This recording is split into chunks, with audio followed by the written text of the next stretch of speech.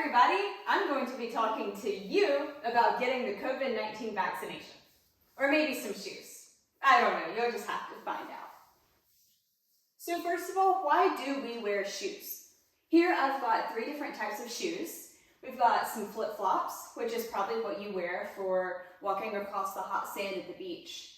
You've got some tennis shoes, or some Converse, that you're probably wearing right now in your PE class or to walk around the track with your friends.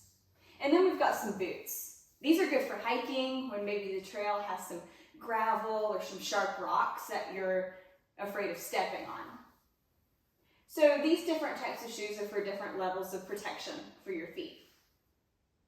And even if you have the most sturdy shoes that you can find, the best hiking boots, top rated, best brand you could ask for, it's still not going to prevent you from stepping on something that might even hurt you a little bit.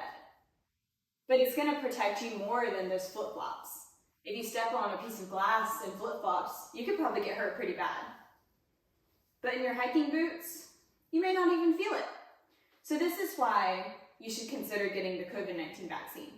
Because with the COVID-19 vaccine, you may not be completely prevented from getting sick, but you may not have to go to the hospital.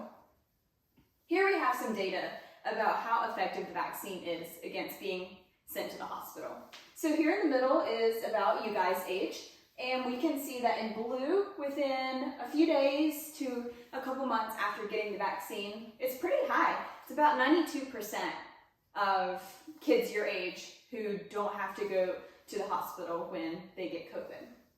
But then you can see that that drops a little bit after 5 months, which is the orange bar. And so you're thinking, okay, well, what do I do now? Well, then there's probably a booster that has come out. We have the COVID-19 booster vaccines that help. And we can see in this graph right here, as the effectiveness is decreasing, then, something happens. It shoots back up when these kids got their booster vaccine. So this is like getting a new pair of shoes. Maybe your Converse are all worn out, maybe there's some holes in the bottom, and it's wearing out unevenly, and you can really feel when you're walking, your feet are hurting. When you get that new pair of shoes, 1, they're shiny, they're brand new, you can't wait to show them off. 2, they're very protective. You feel better when you walk, you can walk longer distances, your feet don't hurt. This is like when you get a booster vaccine and your body's ready to go to fight the virus again. Your feet are ready to go. They're nice and protected. So this is why you should get the COVID-19 vaccine. And maybe the latest pair of Converse too. What am I to say? I think I like Converse pretty well. Thanks, guys. Good evening and welcome everyone, and thank you, Pastor Stevens, for leading us in devotion.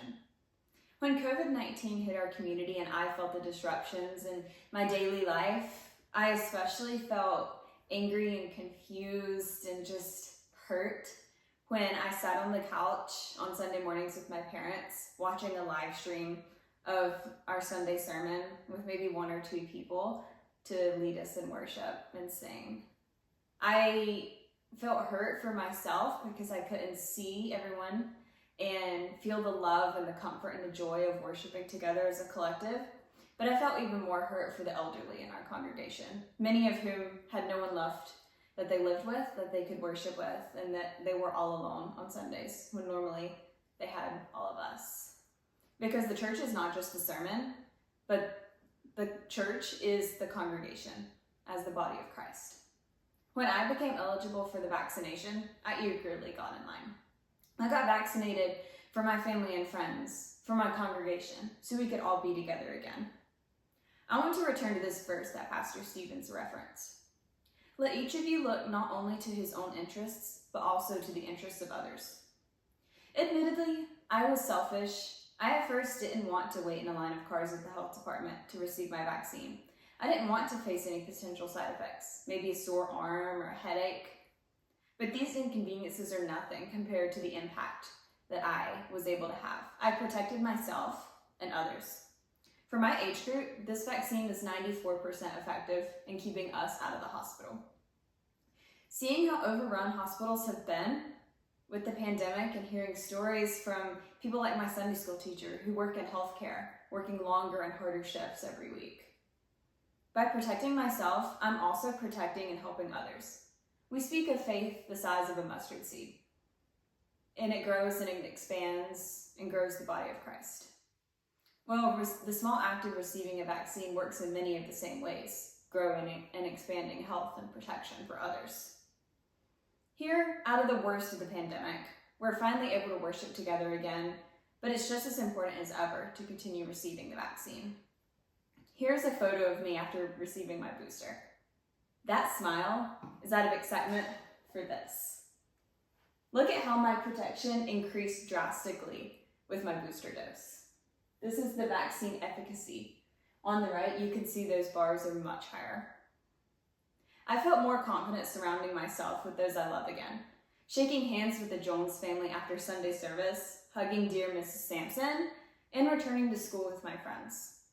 This is why I got the COVID-19 vaccine. Hi, welcome to the PTO meeting, and thank you again for allowing me to speak. I am here to talk about COVID vaccination impacts in our elementary school classrooms. So thank you again to Mrs. Smith for giving us an excellent recap of what she's been doing in her science class in 5th grade. And so I just wanted to recap a little bit of that myself. So with their activities on Monday, they learned about the phases of the moon, and they also did an activity with a light and a ball to show what that actually looks like. On Tuesday, they worked together as a class to create mnemonics to help remember the order of the phases of the moon. On Wednesday, they did a really fun activity. They used the Oreos that we supplied, so thank you PTO for supporting our students. And they made these moon phase diagrams to show what it looks like in a very hands-on activity. So that was super fun and exciting for them. And then on Thursday, they brought in observations that they had been making all week of what the moon looks like at their house. And as a collective, the class worked together to figure out what phases of the moon that they had been seeing. And then on Friday, as Ms. Smith was saying, they took a test and they all did fantastic, so that is so exciting to hear.